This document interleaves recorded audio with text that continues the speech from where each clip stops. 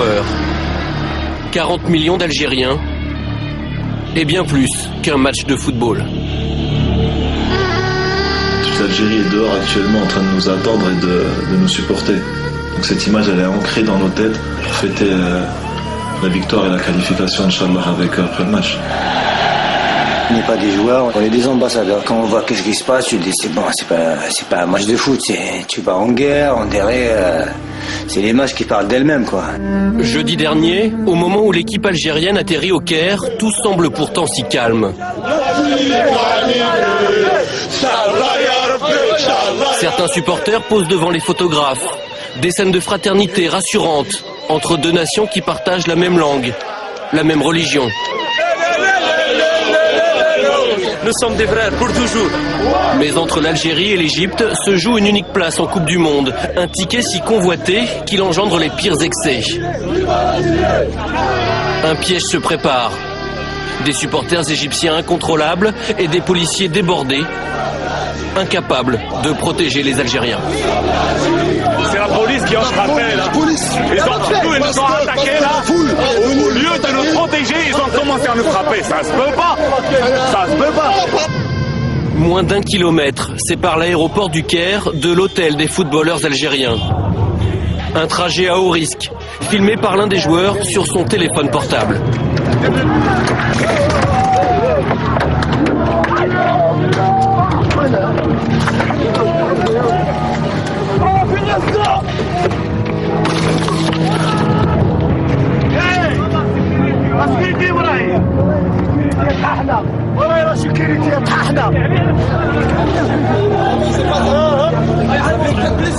Qu'est-ce qui s'est passé, Majid? Qu'est-ce qui s'est passé? Comment imaginer que ces hommes ensanglantés qui descendent de leur bus ne sont venus jouer qu'un match de football? 4 joueurs blessés. Et sur le coup, la colère qui monte.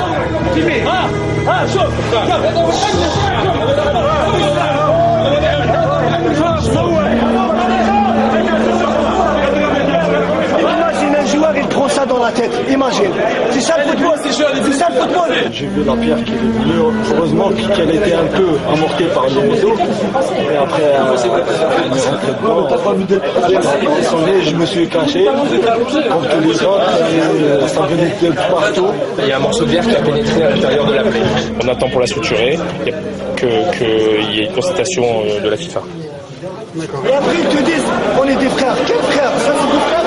Regarde l'accueil. Quel accueil? Ils te disent l'Algérie. Quel accueil? Là, en Algérie, on n'a touché personne. En Algérie. Il n'y a personne qui dit touché. Ça, pour qu'ils voient les gens, c'est pas un joueur. Après, ils te disent, on est des frères. On n'est pas des frères. On va la gagner. On va la gagner. On va gagner. On va gagner.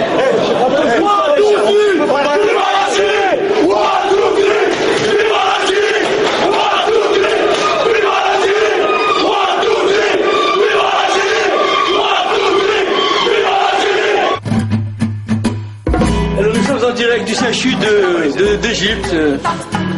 Doki, est-ce que vous pouvez nous parler de la blessure de certains joueurs? La vôtre d'abord. Elle est centrale au niveau du cerveau. Il faut commencer par elle. Le lendemain, dans l'intimité de l'hôtel, plus personne ne peut approcher. Ni supporters, ni journalistes. Notre caméra est la seule acceptée. Loin du tumulte, les plaies ont été soignées. Les esprits se sont apaisés. Je suis en train de me remonter le moral. J'ai failli pleurer hier, mais ça va là. Non, alhamdoulilah, tout se passe bien. Impeccable. Même avec un bras en moins, on va jouer. On aura plus de courage. Mais cet avant-match sera de tous les excès. Rafik Saïfi s'en rend compte une deuxième fois lorsqu'il s'aventure hors de l'hôtel. Comme par hasard, aujourd'hui, il y a la sécurité. Hier, il y avait personne. Aujourd'hui, il y a les chars, il y a tout. On joue en Afghanistan. Là, c'est pas un match de foot. L'armée, c'est un char, c'est l'armée. C'est même pas la police. Plus d'1h15 pour enfin atteindre l'immense stade du Caire et s'entraîner. Fais-la sortir, voilà. Le soir venu, nouveau souci, ce bruit de klaxon incessant. Est-ce vraiment un hasard? Il est bientôt 2h du matin et puis ça continue. Hein. Il continue, il tente de déstabiliser par tous les moyens. C'est pas très beau, c'est pas très sport, mais bon. La vérité, elle se passera demain sur le terrain. Bonne nuit, on va aller se coucher. Ils ont arrêté de klaxonner. Tard dans la nuit, Antar Yahya, l'ancien joueur de Bastia, est presque au bout de ses surprises. Sûrement, un Égyptien, il a dû prendre ma carte, il a fait manuel. Si devant la porte. J'étais mauvaise langue, pardon. Jour de match. Malgré les incidents, la Fédération internationale a décidé de maintenir la rencontre. Alors, peu importe les polémiques. Ah mais chez nous, il peut se passer n'importe quoi, il y aura toujours une bonne ambiance, ça sera toujours détendu. On est plus fort qu'eux, et c'est pour ça qu'ils ont commencé à nous créer des histoires. On savait qu'ils allaient nous faire tous les moyens pour nous déstabiliser. Vous êtes l'exemple, c'est l'Algérie qui joue. Et on doit donner un très bon exemple dans le comportement. Tout le monde. Y compris moi, parce que la dernière fois je me suis énervé. On va aller au match. On va les battre sur le terrain. Et là, on va leur démontrer, on va leur dire, voilà, nous on mérite d'aller au Coupe du Monde. On est prêt pour le match. La guerre.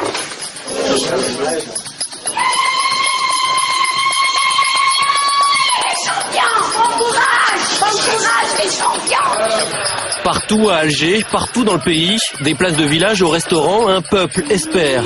Devant les écrans, les Algériens n'entendront pas leur hymne, couvert par les sifflets de 80 000 Égyptiens. Mais ils assistent aussi impuissants que leur équipe nationale, au pire scénario possible. Première alerte dans le périmètre algérien, ça a failli être l'ouverture du score. Et Lounas Gawawi en 2 temps. Le premier but des Pharaons, dès la 2e minute. Une défaite par un but d'écart qualifie toujours l'Algérie. Mais il suffit que l'Égypte marque une 2e fois pour que les deux équipes se retrouvent à égalité parfaite au classement. Tout serait remis en cause, un match d'appui deviendrait nécessaire. On joue la dernière minute du match. C'est bien joué par Bouguera, une fois de plus. Allah technique, Allah. Égalisation égyptienne alors qu'on jouait les arrêts de jeu. Ainsi est fait le football.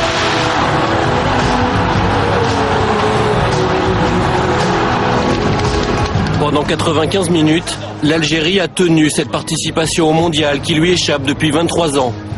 Puis le piège s'est refermé. On jouait comme des invalides de guerre, mais qui ont tenu leur rôle.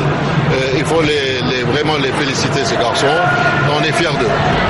Tard dans la soirée, dernier remerciement aux supporters venus les encourager. Une minute du bonheur. Mercredi au Soudan, sur terrain neutre cette fois, les Fennecs auront une 2e chance. Ça fait mal, c'est très très dur à digérer, mais on n'a pas le choix, hein. Il faut récupérer très très vite. On part demain au Soudan, et on va gagner au Soudan, Inch'Allah. Sur le chemin du retour, un éternel recommencement, de nouveaux jets de pierre.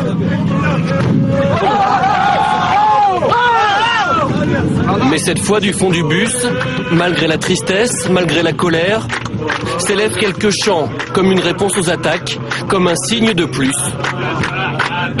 que l'Algérie n'a pas renoncé. Voilà, il y aura donc un match d'appui au Soudan, Algérie et Égypte mercredi. Samir, vous suivez l'équipe du pays de vos parents? Oui, j'ai regardé le match et mercredi aussi je serai devant mon poste en espérant qu'ils puissent se qualifier pour la Coupe du Monde.